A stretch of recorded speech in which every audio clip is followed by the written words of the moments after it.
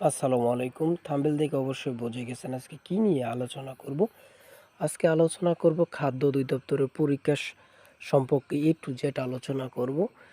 অনেকে চিন্তিত পড়ে গেছেন খাদ্য অধিদপ্তরে কবে আবেদন করলাম, এখন পর্যন্ত কোনো পরীক্ষার নোটিশ আসলো না। আমরা অন্য অধিদপ্তরে বা অনেকে অন্য অধিদপ্তরে সার্কুলার আবেদন করে পরীক্ষা হয়ে গেল, রেজাল্ট দিয়ে দিল, কিন্তু এখনও তো খাদ্য অধিদপ্তরে রেজাল্ট থাক দূরের কথা, পরীক্ষার সময়সূচি প্রকাশ করতেছে না। আজকে তাদের জন্য এই ভিডিওটি। আজকে আপনাদেরকে জানিয়ে দিব কত তারিখ পরীক্ষা অনুষ্ঠিত হতে যাচ্ছে। পরীক্ষার ডেট কিন্তু পড়ে গেছে। SMS সামনের মাসে প্রথম দিকে আসা শুরু করবে ইনশাল্লাহ। চলুন মূল কথায় ফিরে যাই। দেখেন, খাদ্য অধিদপ্তরের পরীক্ষা অনুষ্ঠিত হবে।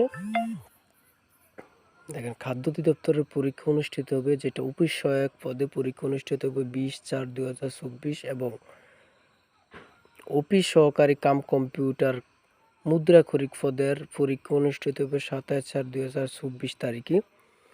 এইটি ফাইনাল ডিসিশন। অবশ্যই এই তারিখে খাদ্য অধিদপ্তরের পরীক্ষা অনুষ্ঠিত হবে।